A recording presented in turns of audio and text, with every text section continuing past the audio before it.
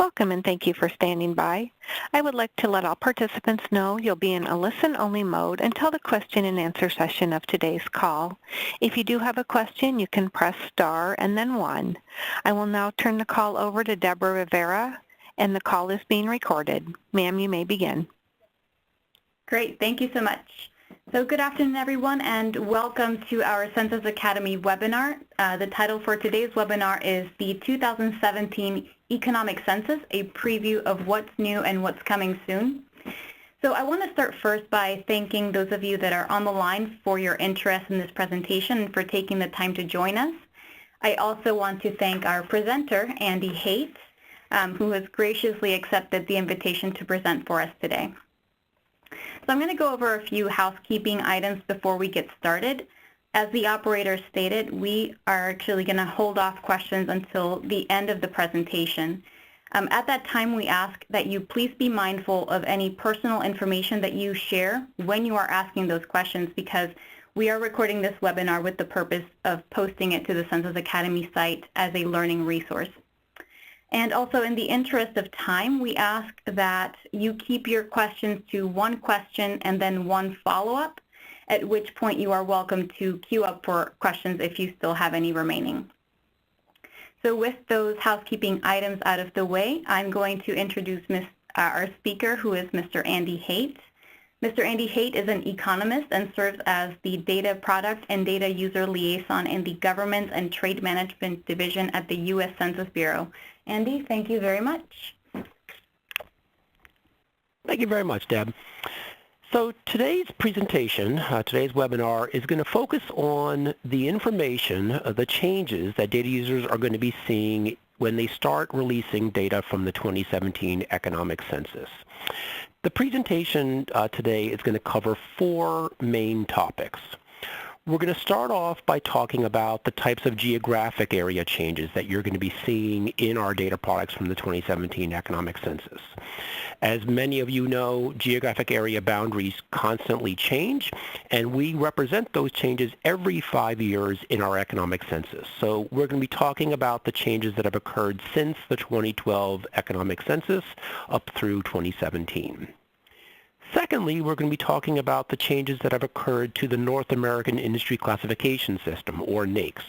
And we'll talk a little bit about NAICS in general, and then focus on what are those new and changed industries that you're going to be seeing in our new data products for the 2017 Economic Census. The third topic for today is going to be the new North American Product Classification System, or NAPCS.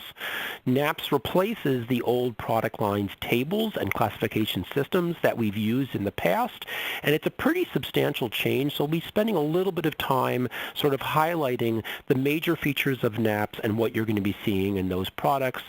And then finally, the fourth part of the presentation is going to talk about other types of changes. These are going to include some of the changes that we've made and drops that we've made to our miscellaneous subjects tables. These are the tables that are released at the end of the economic census. We'll talk a little bit about the disclosure rules, some new disclosure rules that we now have to abide by, and their impacts, potential impacts on data users. And finally, we'll be talking about the new data.census.gov dissemination platform, where all of the data from the 2017 Economic Census is going to be disseminated. Throughout the presentation, I'm going to be alluding to and referencing the 2017 Economic Census website. You'll hear me say this a number of times, but I want to say it quickly right now. I'm going to encourage you all to be constantly checking that Economic Census website to learn more about the information I'm going to be providing today. Today's presentation is going to be a pretty high-level overview of these changes, but there will be a lot of additional materials available on the Economic Census website that will give you more details than what I'm going to cover today. So to get us started, I just want to quickly give a little bit of overview about the Census Bureau. As many of you know, hopefully all of you know, we conduct more than just simply the population census every 10 years. In fact, we conduct more than 130 different censuses and surveys. They include, of course, the decennial census and the American Community Survey, which is our largest demographic survey that we conduct at the Census Bureau. But we also have a little over 50 business surveys. And the biggest of those is the Economic Census. We conduct the Economic Census every 5 years on the years ending with 2 and 7, and it gives us the most comprehensive breakout of the information that we have on businesses available from the U.S. Census Bureau. In conjunction with the Economic Census, we also conduct a census of governments. This is the public sector portion of our program, and we conduct an economic census of the island areas: Puerto Rico, Guam, Northern Marianas, American Samoa, and the U.S. Virgin Islands. There's an economic census for those 5 U.S. territories, and we'll be alluding a little bit to those today. So again, for the Economic Census, this is our most comprehensive program. For the 2012 Economic Census, we covered nearly every single 2 through 6-digit NAICS code that we cover at the Census Bureau. There are some exclusions. We, of course, exclude agriculture because the U.S. Department of Agriculture covers the Census of Agriculture. I've also provided here in this first small bullet a list of the other, or a link to the other exclusions, which would include things like the U.S. Postal Service, colleges and universities, other types of businesses that are covered by other economic programs outside of the Census Bureau. This Economic Census publishes the most detailed geographic information that we have in our economic programs area. I've specifically highlighted place. This is the term that we use for cities, towns, villages, and boroughs, and you'll be learning a lot more in a few minutes about the place-level changes that are occurring and that will be visible in the 2017 Economic Census.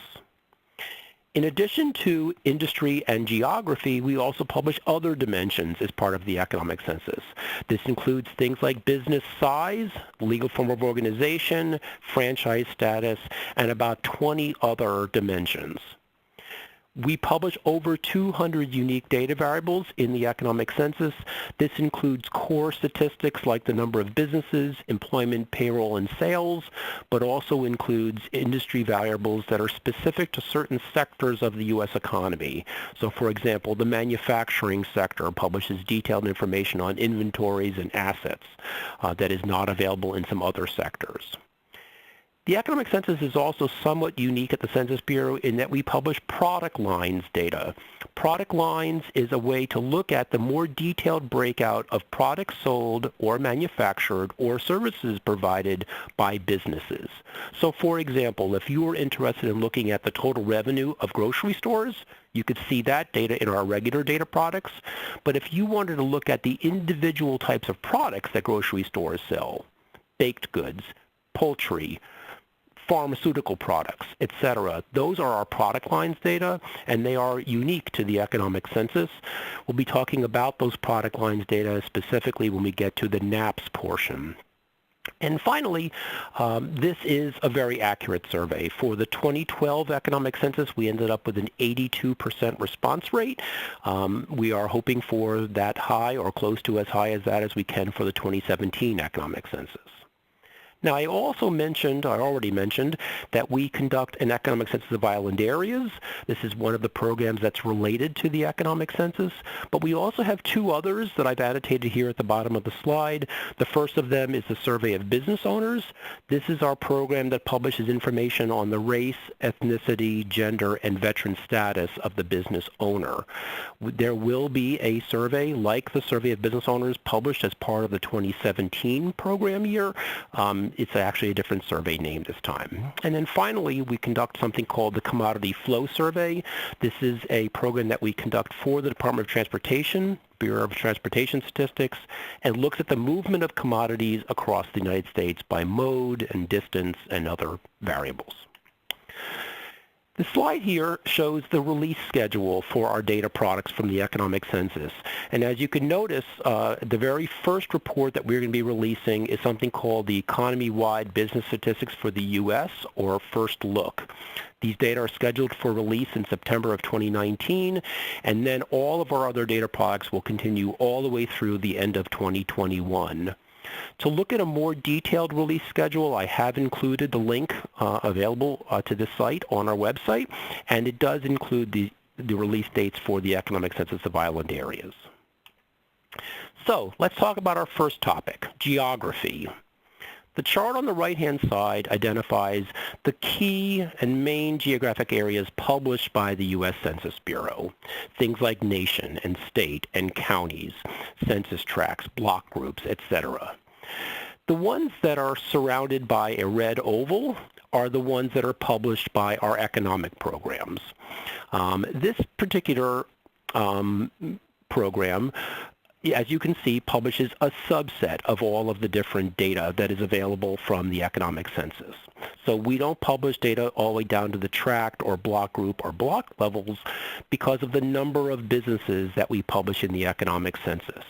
It's easier to cross-tab 260 or 360 million people into detailed geographies as opposed to 8 million businesses. Now, these geographies include both legally defined areas, things like states and counties, as well as areas that we define here at the Census Bureau, or statistical areas.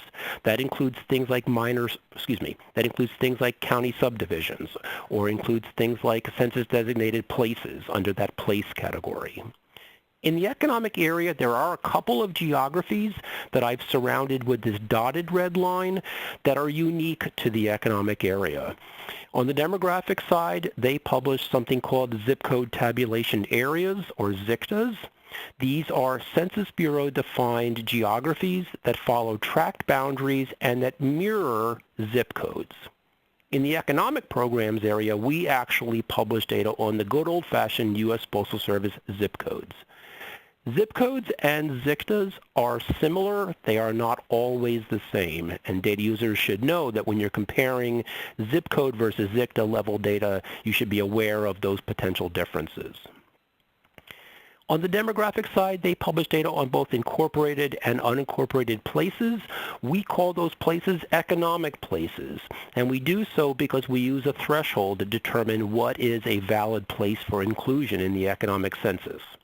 We use currently a 2,500 population or 2,500 jobs criteria, and because of population growth, in a few minutes you'll be seeing what are the additional places that we're adding for the 2017 economic census that now qualify, meeting that 2,500 criteria that didn't qualify before.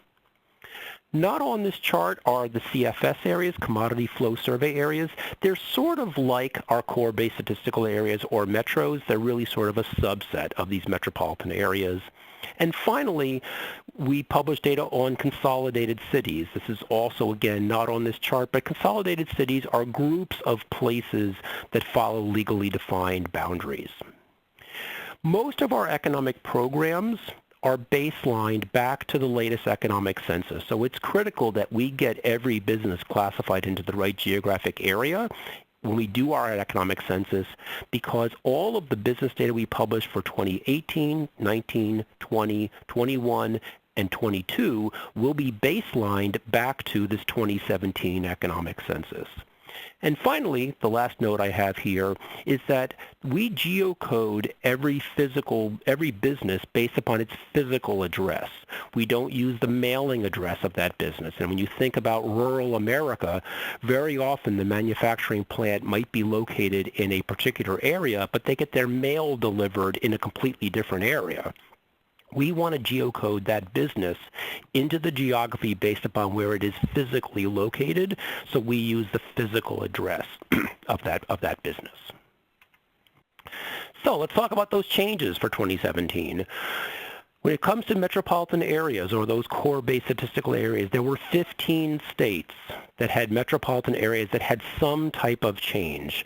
This often included metropolitan areas that gained or lost counties, or metropolitan areas that now qualify to be considered a certain area that never qualified before. 3 states actually had counties that had some type of change. This includes Alaska, South Dakota, and Virginia. In Virginia, for example, we had a couple of counties that dropped because they used to be independent cities. These are cities that were independent from the county that they were previously part of, that have now been merged into the county that city or town is physically located in. Every single one of the U.S. states had some type of economic place change. So of the 16,000 or so places and parts that we publish in the Economic Census, about 58% of them had some type of change. And that's a pretty substantial number to our data users when they're using our data and doing time series analysis. Identifying places that had some type of change is important because it may affect the comparability of the data in 2017 to the data in 2012. For example, we had nearly 4,900 places that had some type of area gain. This might include a town that has annexed some land from a neighboring area, an unincorporated area, and now the boundaries of that city or town is different than what it was in 2012. Almost 4,000 places had some type of area loss. That geography, that town actually ceded some land to a neighboring area, or maybe the boundary of it changed because the road that defines that geography moved. About 125 places, or exactly 125 places, had some type of change where either their code or their name changed. Often if the name changes, we have to change the code because our data are published in alphabetical order by place. So if the town used to be called Andyville, and now it's called Woodhullville, it would now be an A versus a W, and you'd have to change the name of the code to actually get it to sort properly. I'm very happy to report that 442 places now qualify to be economic places. These are areas that used to not be separately published because they had under 2,500 population or under 2,500 jobs, but now because of population growth in those communities, now qualify to be separately published in the Economic Census. Unfortunately, there's about 170 places that have been dropped from the Economic Census. This is usually due to population decline. Communities that used to have at least 2,500 population and now have under 2,500. Businesses that are located in these dropped places will still be published as part of the Economic Census. They will just be published in something called the balance of county for that county as opposed to a separate place. Now, I mentioned that the Economic Census also includes the Economic Census of island areas, and I will say that there were no metropolitan area changes at all for Puerto Rico. Puerto Rico is the only one of the 5 areas that have metropolitan areas at all, and there were actually no county or even place equivalent changes for any of the other 4 islands, so Guam, Northern Marianas, American Samoa, or the U.S. Virgin Islands. I've provided here at the bottom of the slide a link to our Geographies page on the Economic Census main page where you can go to get more information about these changes, and that page will include something that's going to look like this. This is a state summary document that we have prepared that on a state-by-state basis identifies the metropolitan area, county, and or place changes that have occurred for that particular state. So as you can see, for the state of Alabama, the Birmingham Combined Statistical Area gained a micropolitan area. The Huntsville Combined Statistical Area gained a micropolitan area.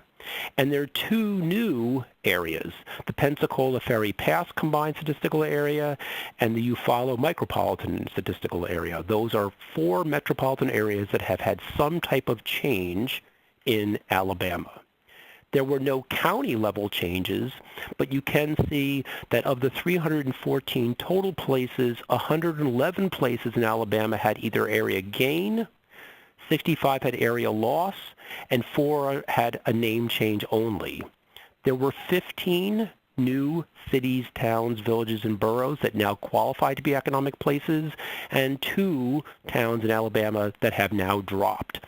And again, this worksheet or something like this is available at the URL that's available at the bottom of the page, and it would actually not just give you the change notes giving you these counts, what are those 15, not only what are those 15 places, but actually name them, so you'll be able to see exactly what are the changes. In 2012, we provided a number of mapping resources to help users understand the boundaries of metropolitan areas and the list of places that are included in the Economic Census. On the left-hand side of the screen, top left image is an image of the Maryland the Washington, D.C. metropolitan statistical area and combined statistical areas. It's this large area shaded in dark and light green.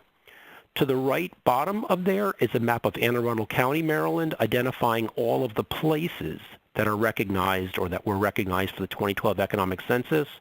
The one place highlighted in pink is the city of Annapolis. That is the only incorporated city in Anne Arundel County. All of the other places highlighted there in green are combined statistical areas, and the ones that are in the light green are brand new ones that now qualified in 2012 that didn't qualify before.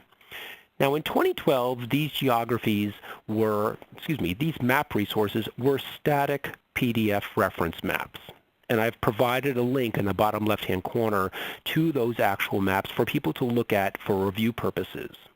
For the 2017 Economic Census, we're moving away from these static reference maps and moving to a more online experience for data users. That is using our new Tiger Web system specifically for economic geographies. And I've provided on the right-hand side of the slide a screenshot of Tiger Web Econ, and of course the link to the URL where you can go to learn more about these geographies that are valid. So let's now change to our second topic, NAICS, the North American Industry Classification System. This is the standard that all of the U.S. federal statistical agencies use to classify businesses.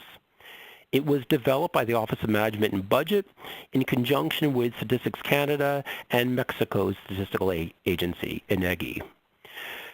This is a three-country agreement, and because it is a three-country agreement, it helps ensure the comparability of data across our three North American countries. So if you are a company manufacturing a particular product in the United States and you wanted to compare the manufacturing statistics for your industry in the U.S. to the manufacturing statistics for that same industry in Canada and in Mexico, you can actually make that comparison because we all use the exact same classification system. NAICS was adopted in 1997 and replaced the old Standard Industrial Classification System, or SIC system. Unlike SIC, which was updated every 10 to 15 years, NAICS is being updated every 5 years, and I've actually provided a link here on the slide to the 2017 NAICS manual that gives you information about the new 2017 NAICS codes. Now, in determining what types of changes are going to occur, these three countries, of course, work together to discuss different changes, but businesses and others can actually have a role in those updates. As we see industries that are in decline, businesses can say, there doesn't make any sense anymore for us to collect data for a particular industry because that industry no longer is present in the United States. Maybe we ought to combine that industry. Likewise, if industries are emerging, think about the explosive growth of the solar, wind, geothermal, and biomass electric power generation sectors or industries. Those industries all got their own NAICS codes in 2012 because the industry had matured enough to the point that they now warranted having their own website, their own NAICS code. The NAICS website is available here on the slide, and I've also included a link to the Federal Register notices where you can go to read descriptions of what types of changes have happened and why they have happened. This slide shows a simple example of the NAICS hierarchy. It starts off with a 2-digit NAICS code accommodation in food services and breaks it out into the 3-digit codes 721 and 722 for accommodation, hotels, and for food services, restaurants, for example. 721, the 3-digit code, is then further broken out into 3 4-digit NAICS codes, traveler accommodations, RV parks, and rooming and boarding houses. The 4-digit is then further broken out into the 5-digit NAICS code, and finally those 5-digit NAICS codes are then broken out to 6-digit NAICS codes. So if I was interested in specifically for data for B&Bs, beds and breakfasts, I would be looking for NAICS code 721191, and that would give me that detailed data. All of the NAICS changes I'm going to be talking about today are changes that have occurred at the 6-digit NAICS level, this last set of images on the right-hand side. when you think about the hierarchy of NAICS, of course, each of these 6-digit NAICS changes that we're going to discuss then cascade up and affect the 5, 4, 3, and even sometimes the 2-digit NAICS code levels. So I want you to kind of keep that in mind when we begin to talk about these changes that are planned for the 2017, or that you'll be seeing in the 2017 Economic Census. So when we think about these changes, they can be grouped into 3 or 4 basic categories.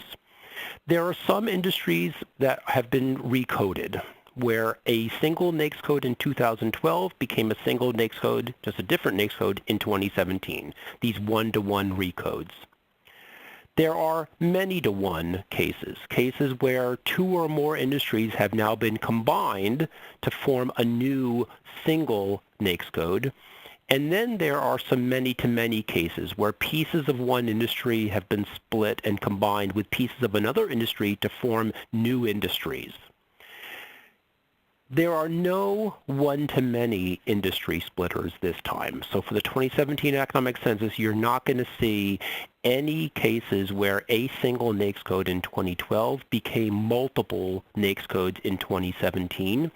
That example I gave just a moment ago of solar, wind, geothermal, and biomass, electric power generation, those were all cases where those industries had previously been collected together in a single code and were then split into that breakout. There are a number of sectors that have changes. The mining sector, as you can see, does have one set of many-to-many changes. Crude oil, crude petroleum extraction and natural gas extraction have been pulled out of their respective industries and formed these 2 new industries. And then lead ore and zinc ore mining has been combined with copper ore and nickel ore mining to form a new NAICS code. Have been combined, many to one, these green highlighted ones, into copper, nickel, lead, and zinc mining. In the manufacturing sector, we also have some many-to-one combinations. One of the most significant ones, I would say, for data users is the fact that the data that we used to publish on household appliance manufacturing, cooking appliances, refrigerators, home freezers, laundry, and other appliances have all been combined into one single NAICS code called Major Household Appliance Manufacturing. So if you were interested in looking for data specifically on how many refrigerators were made in the United States in 2017, that industry has now been combined with these other industries, primarily due to industry decline. We don't actually make those products very often here in the United States, so they're now combined into one code. The retail trade sector and the information sector have also seen some changes. In this case, you can see there's a couple of these recode cases. All other general merchandise stores under retail trade has been recoded with no content change at all to a different NAICS code. So where you're going to find that NAICS code in the hierarchy and how the data is going to add up, the same data will be there, the same content of the code, it'll just be under a different code. Same thing for the wired versus wireless telecommunication carriers. Again, those codes have been recoded to put them into a new industries. And finally, the last 2 sectors that were affected was the real estate rental and leasing. Again, a whole bunch of one-to-one recodes. And finally, the professional, scientific, and technical services sector. And this is where an interesting new set of industries have been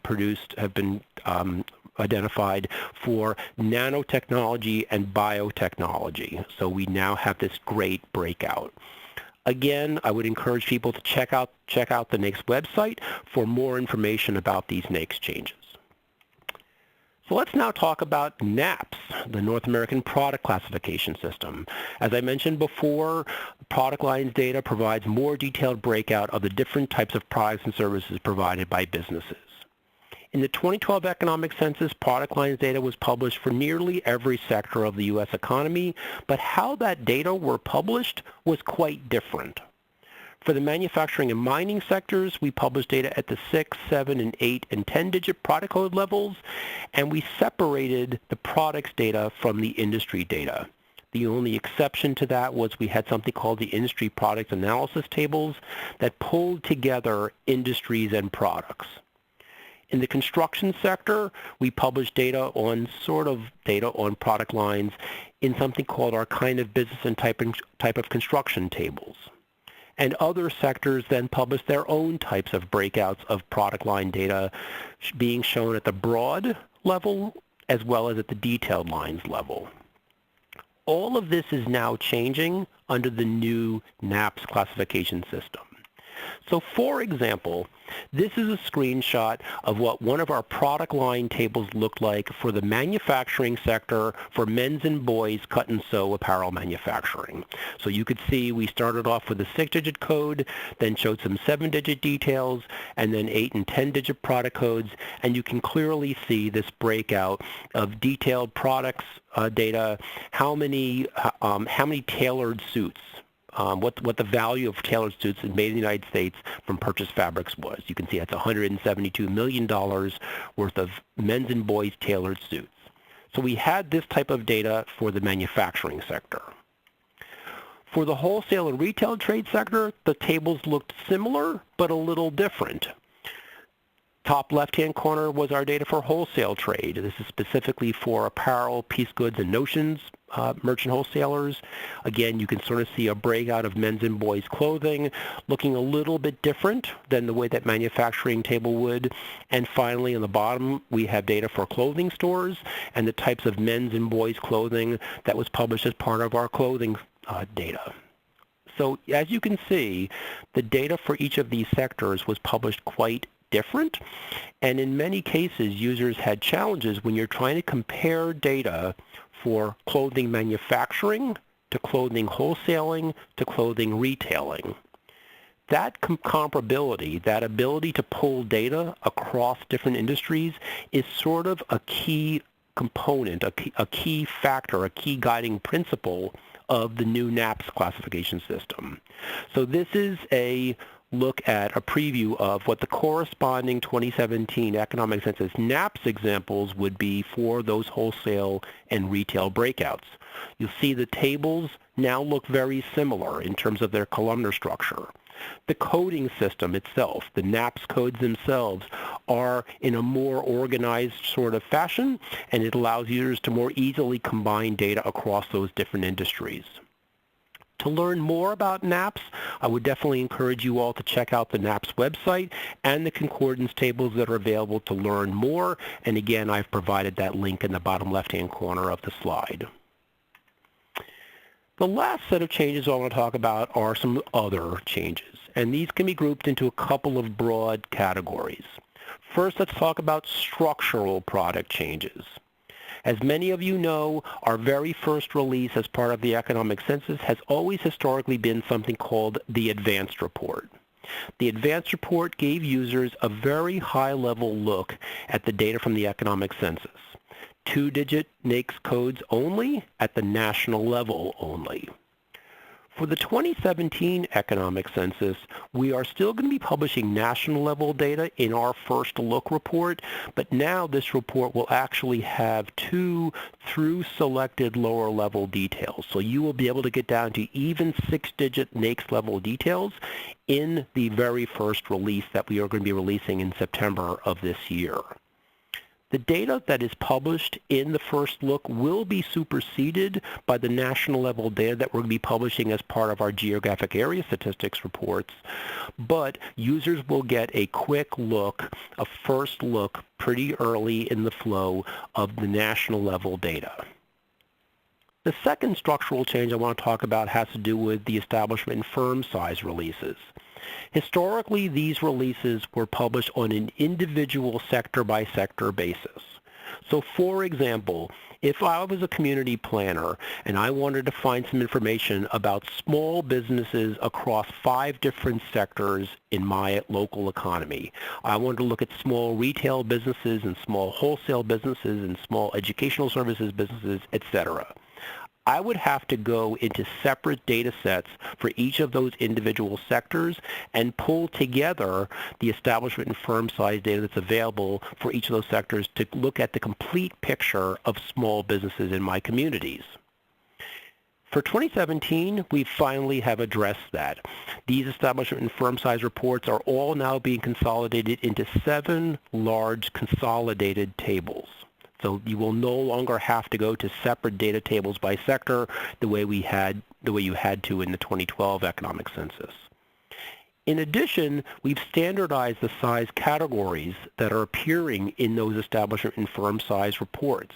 So when you were defining small business as a business that had less than 50 employees, let's just pretend that that was the category that you were looking for, you had to look at very different categories across each sector and aggregate to that 50 employee category. These size categories have now been standardized across those sectors to allow combination of that data to be much easier. I'm really happy that we've done this. This has been a personal challenge for users that I've talked with a lot, and I know that they are going to be very happy to hear that we're making it so much easier to pull together business-size data. A couple of other structural product changes I want to talk about. At the end of the economic census, the last sets of data we release are something called the miscellaneous subjects tables. These are a very eclectic mix of different data tables that we publish as part of the economic census. There are some tables that we are dropping, and I've included the numbers of tables by sector that are being dropped. If you want to learn more about what those 2 mining tables that we're dropping or those 4 finance insurance tables that we're dropping, I've again provided the link to the Economic Census website where you will be able to go in the future and learn more about those dropped tables. Now again, because the miscellaneous subjects tables are the last ones that we disseminate, some of the information about these tables is still being worked on. So when you go to the website today, you will not see the full list of these, but I would encourage you again to check back in the future. I am happy to report, though, that we are adding 7 new miscellaneous subjects tables, 1 in each of these couple of sectors, the utility sector, construction, wholesale trade, educational services, and healthcare sector, and 2 in the accommodation and food services sector. So, for example, under accommodation and food services, you will now be able to get information on electronic menu ordering. So when I place the order for my pizza through the local pizza place, that business will have been asked in the 2017 Economic Census to report how much of their sales were made by someone placing the order there in person or calling in versus someone who placed that order electronically via the internet. Similarly, we have new information for the utility sector on cost of purchased gas for resale by utilities. A lot of utility companies purchase gas that they are actually then reselling to their customers. We'll have detailed data for there. In addition to these tables, the class of customer, enterprise support, and exported services tables that used to be separately released by individual sector will similarly be consolidated the way we are consolidating the establishment and firm size tables. And again, I'm going to once again say, check out the Economic Census website for more information. Again, these plans are still sort of evolving, and I would encourage you all to check that out to find out exactly what those new tables are going to look like. This is a pretty substantial change here, so I want to spend a little bit of time highlighting this, and that is that we are now going to have to publish data following new disclosure rules, and these new rules will have impacts on users. Historically, the number of businesses, the number of what we call number of establishments, was not suppressed even when other variables were withheld. So for example, looking at the table here displayed, each of the rows, each of the data items that I have circled in this red circle are cases where the sales, payroll, first quarter payroll, and employment data were all suppressed or withheld due to disclosure, but the number of establishments, for example, was still shown. So for example, this is looking at data for Suitland CDP, Suitland Census Designated Place, the location, the city where the U.S. Census Bureau is actually headquartered. If you look at the data for educational services, you can see that there was 1 educational services business in Suitland, Maryland, and because there was just 1, we had to suppress the data on sales, payroll, first quarter payroll, and number of employees because of privacy concerns. If I was the operator of the educational services business, I would not want my competitors, or anyone for that matter, to know exactly how much I pay my employees or what my sales are. But the number of establishments was still published because it was sort of public record.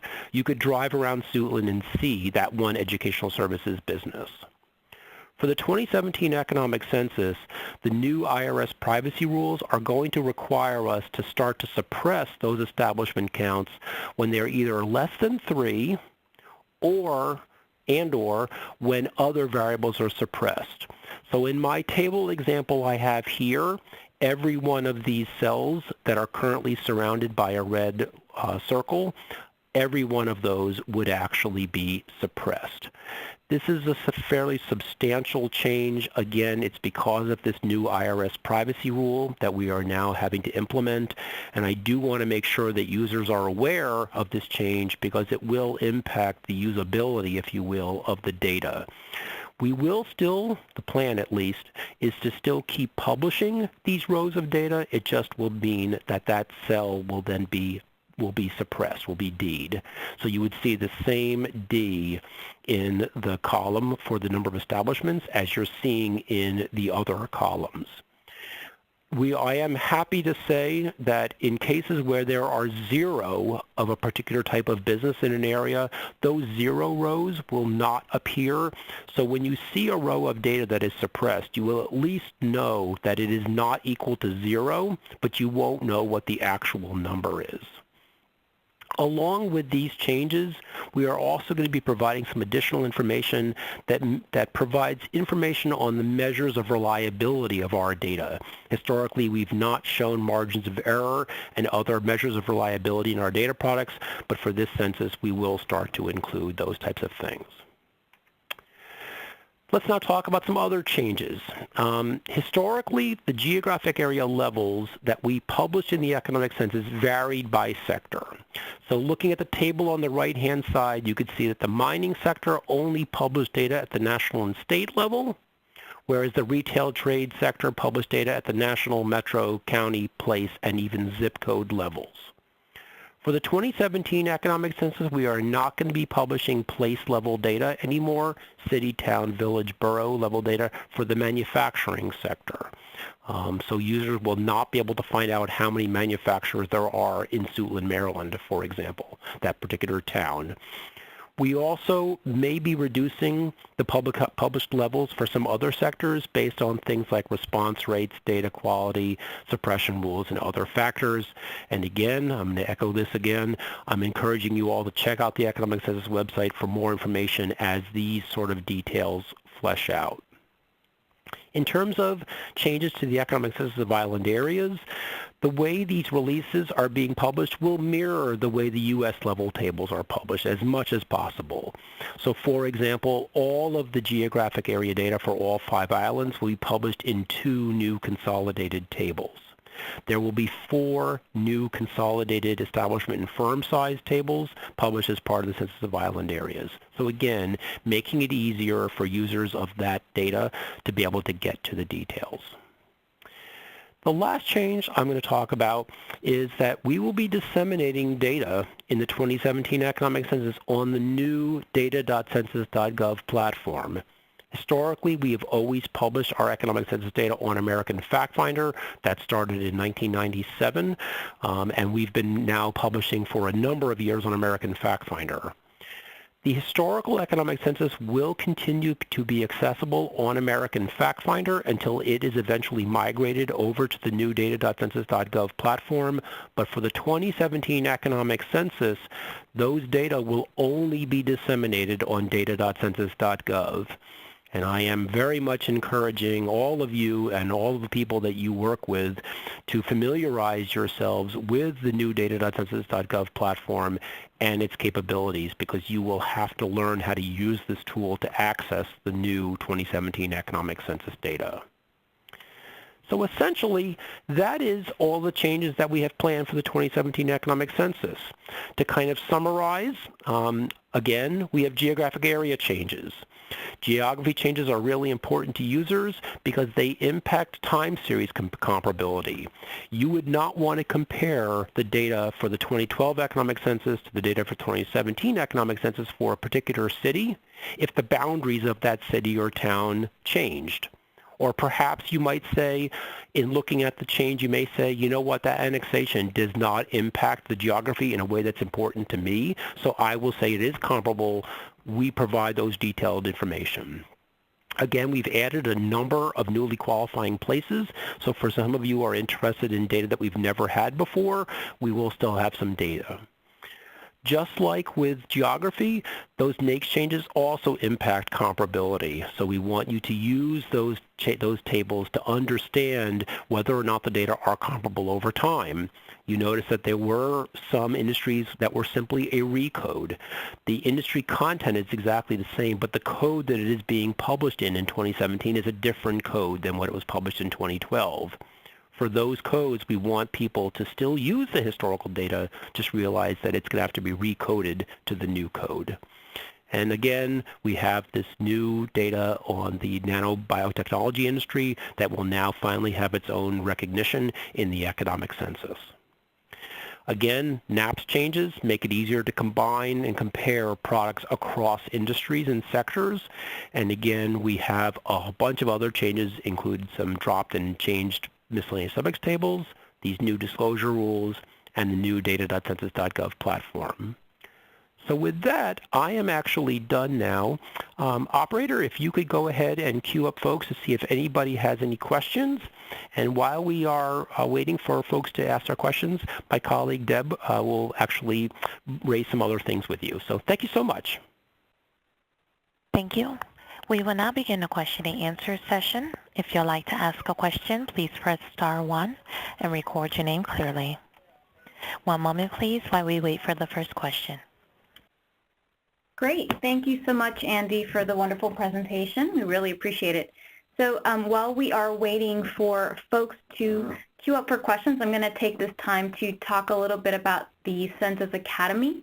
And the Census Academy is the name for the Census Bureau's new online training hub, which features educational content for all skill levels.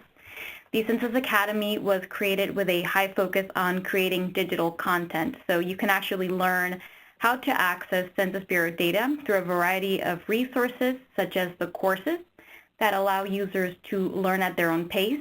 We also have quick tips and tricks videos like the Data Gems. And alternately, you can also join our free live webinars where you can direct questions to our instructors, much like you are today.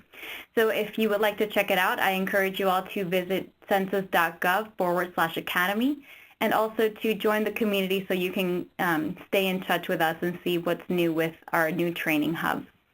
So thank you. And operator, do we have any questions? Yes, we do have one question from Cynthia Davidson. Your line is open. Thank you. Thank you very much for the information as well. I'm curious, I may have missed it, but will the presentation deck with all of the wonderful links be shared? Absolutely. Yeah, we will be posting both the presentation itself, the PowerPoint file, as well as the recording and the transcript will both be available in the coming day or days. Great. Thank you. You're welcome.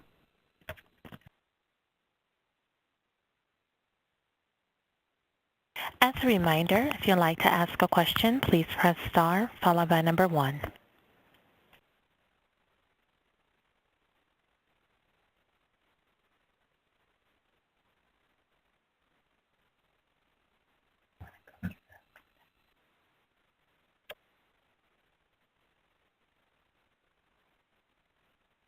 Moment, please, for the next question.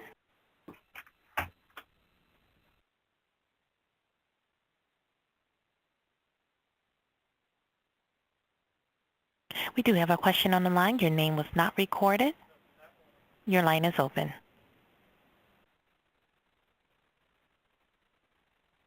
If you queued up for a question, your line is open.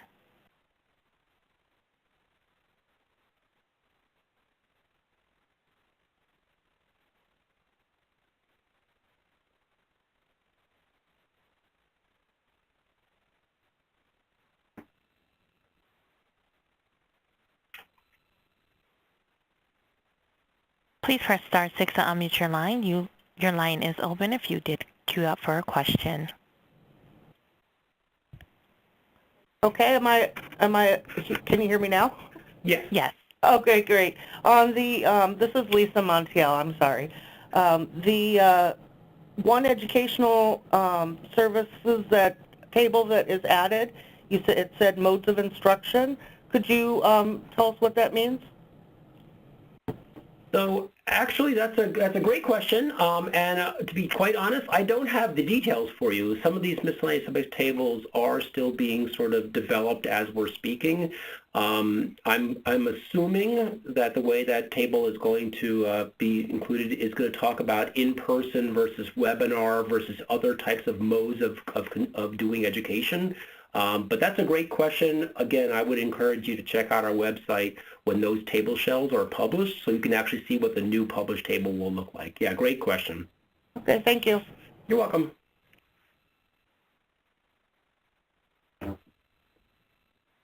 I show no further questions at this time. Okay. So if anybody has any other questions that you can think of after we're done today, on the slide you can see my email address and my phone number. Please feel free to contact me if you have any other questions. And with that, I want to thank everybody for taking time out of your busy day to participate in this webinar, and thank you so much. Thank you for participating in today's conference. Please disconnect at this time.